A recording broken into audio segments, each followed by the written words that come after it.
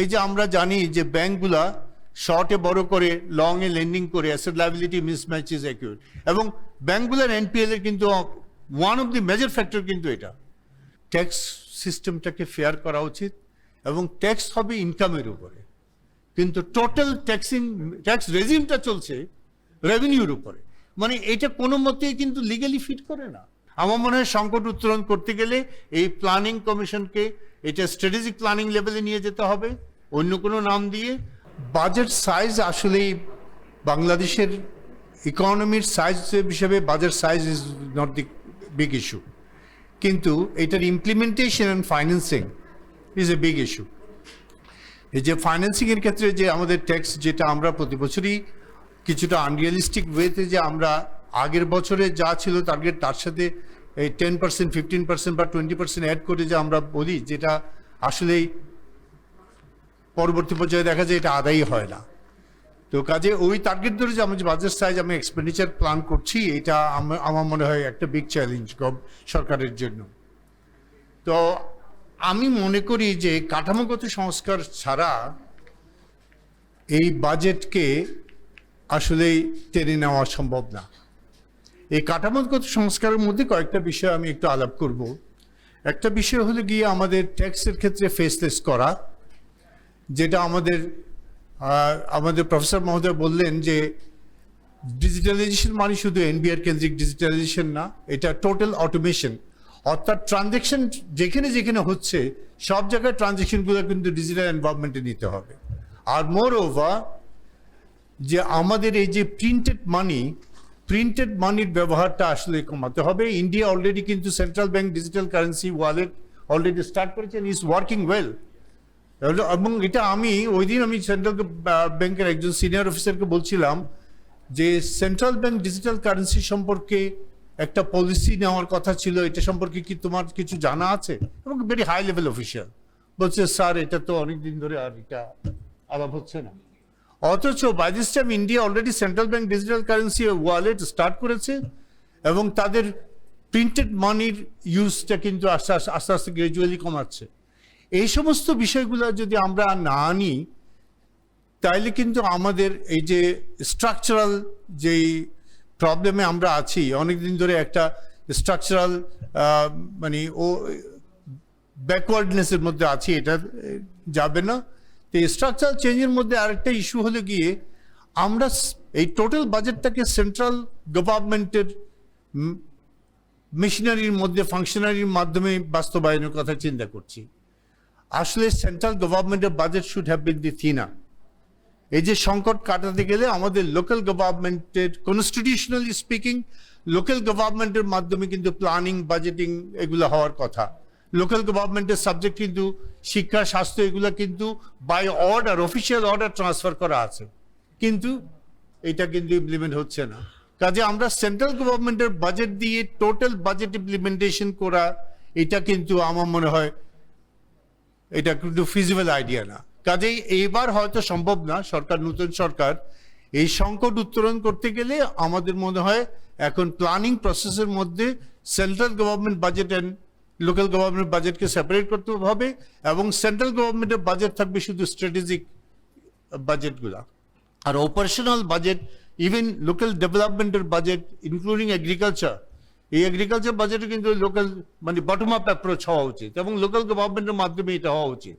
আর central গভর্নমেন্টের যে সমস্ত ডিপার্টমেন্ট আছে, বিএডিসি লাইক প্রতিষ্ঠান, তারা কিন্তু they will be the contractor for the local government.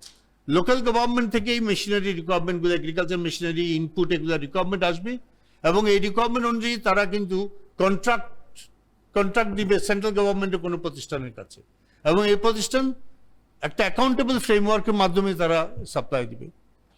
আরেকটা হলে গিয়ে এই যে মনিটারি পলিসি আমরা কন্ট্রাকশনারি বলছি, কিন্তু ফিসক্যাল পলিসি আমরা এক্সপানশনারি রাখছি। এদিকে আমাদের ইনফ্লেশন কিন্তু এখন 9%, hovering around almost 9%, above 9 এখন অলমোস্ট। কাজেই এই যে contractionary monetary policy at the same time expansionary fiscal policy, আমার মনে হয় ইকোনমিস্টরা কোনো জায়গায় এটাকে কর্পোরেট করে না।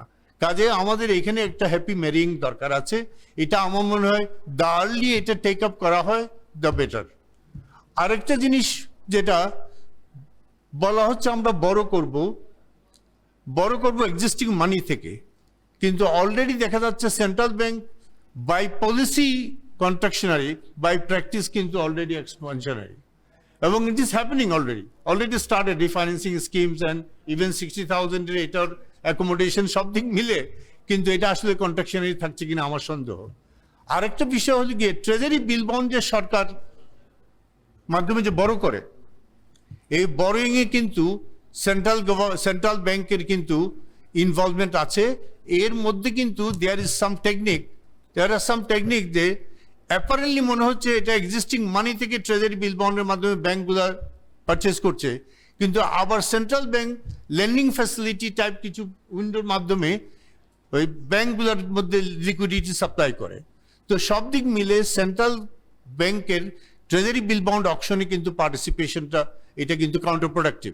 এই জন্য সেপারেট ডেট ম্যানেজমেন্ট অফিস করার কথা বহুদিন ধরে বলা হচ্ছে, কিন্তু এই জিনিসটা করা হচ্ছে না। সেপারেট ডেট ম্যানেজমেন্ট অফিস করা উচিত। অ্যানাদার ওয়ান ইজ এই যে আমাদের 5-year development plan and annual development plan, আমি বলি বাজেটকে একটা হল গিয়ে শেরে বাংলা নগর কেন্দ্রিক বাজেট, আরেকটা হলো সচিবালয় কেন্দ্রিক বাজেট। এই দুই বাজেট কিন্তু এমনি ভাব দেখানো হয়, দুইজনের মধ্যে মিটিং করে কোঅর্ডিনেশন করে করা হয়, কিন্তু প্র্যাকটিক্যালি এটা দুইটা স্ট্রিম, এবং এটা দুইটা স্ট্রিম আলাদা আলাদা চলে, যেটার কনসিকুয়েন্স হলো গিয়ে হসপিটাল তৈরি হয় কিন্তু তার ইনস্ট্রুমেন্ট নাই, তার ডাক্তার নাই। কেন? কারণ ওইটা আবার আসবে ইয়ে থেকে, ওই সচিবালয় কেন্দ্রিক এই যে রেভিনিউ বাজেট থেকে। কাজেই দুইটার মধ্যে যদি সাইমালটেনিয়াসলি সিকোয়েন্সিয়ালি যদি না যায়, তাহলে আলটিমেটলি কিন্তু এই ডেভেলপমেন্ট বাজেট এটা ওয়েস্টেড মানি হিসেবে অনেক জায়গায় হচ্ছে, এবং আমাদের অনেক প্রজেক্ট এভাবে হচ্ছে। কাজে integration of revenue and development budget এই সংকট উত্তরণের জন্য কিন্তু এটা জরুরি। এটা একটা স্ট্রিমের মধ্যে আনতে হবে, এবং লং টার্ম ইনভেস্টমেন্ট প্ল্যানের গুলার আন্ডারে ইভেন আমি প্ল্যানিং কমিশন নিয়ে একটু কথা বলতে চাই। প্ল্যানিং কমিশনকে রিঅর্গানাইজ করা উচিত। ইন্ডিয়া অলরেডি নীতি আয়োগ করে প্ল্যানিং কমিশনকে ডিসব্যান্ড করে বাদ দিয়ে দিয়েছে। কাজেই এইবার দেখা যাচ্ছে এইবার 5-year ডেভেলপমেন্ট প্ল্যানকে বলা হচ্ছে strategic framework for reform and development. এটা কিন্তু টাইটেলটা আসছে, কিন্তু স্ট্রাকচারটা সেই আমাদের ট্রেডিশনাল প্ল্যানিং কমিশন, সেই প্রজেক্ট অ্যাপ্রুভাল প্রসেস, এটা রেখে দেওয়া হচ্ছে। আমার মনে হয় সংকট উত্তরণ করতে গেলে এই প্ল্যানিং কমিশনকে এটা স্ট্র্যাটেজিক প্ল্যানিং লেভেলে নিয়ে যেতে হবে অন্য কোনো নাম দিয়ে, আর টোটাল অ্যাডমিনিস্ট্রেশন অফ বাজেট নিতে হবে ওয়ান স্ট্রিমে, যেটা মন্ত্রণালয় কেন্দ্রিক, তার মধ্যে থেকে রেভিনিউ অ্যান্ড ক্যাপিটাল ফর্মে আসতে হবে। সকল ডেভেলপমেন্টের কথা বলার রেভিনিউ অ্যান্ড ক্যাপিটাল ফর্মে, এবং এটা সাইমালটেনিয়াসলি রেভিনিউ অ্যান্ড ক্যাপিটাল চলবে। আরেকটা ইস্যু হলে গিয়ে ক্যাপিটাল মার্কেট রিফর্ম। এই যে আমরা জানি যে ব্যাংকগুলা শর্টে বড় করে, লং এ লেন্ডিং করে, asset liability mismatch is acute, এবং ব্যাংকগুলোর এনপিএল এর কিন্তু one of the major factor কিন্তু এটা। ব্যাংকাররা কিন্তু প্রজেক্ট অ্যাপ্রেজালের জন্য তারা ট্রেন না, সে হলো গিয়ে হাই স্ট্রিট ব্যাংকার, সে ওভার দি কাউন্টার ব্যাংকিং করার, তাকে দিয়ে আমরা প্রজেক্ট অ্যাপ্রেজাল করে, এবং এই জন্য ব্যাড প্রজেক্টে ইনভেস্ট হয়ে যাচ্ছে, এবং মোর ওভার সে তার অ্যাসেট লায়াবিলিটি মিসম্যাচ হয়ে যাচ্ছে। এনপিএল এর কিন্তু এটা একটা বড় কারণ। কাজেই ক্যাপিটাল মার্কেটকে আমাদের স্ট্রেনথেন করতে হবে। ইয়েস্টারডে আমরা দেখলাম যে নিউ কমিশন হয়েছে, আশা করি নিউ কমিশন এটা ড্রাইভ দিবে। আমার মনে হয় ক্যাপিটাল মার্কেটকে ইয়ে করতে হবে।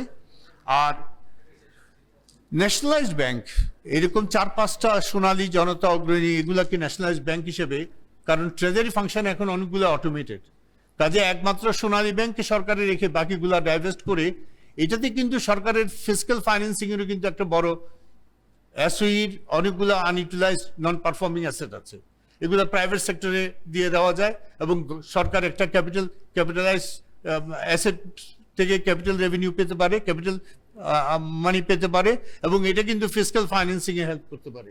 ট্যাক্স সিস্টেমটাকে ফেয়ার করা উচিত, এবং ট্যাক্স হবে ইনকামের উপরে, কিন্তু টোটাল ট্যাক্স রেজিমটা চলছে রেভিনিউর উপরে।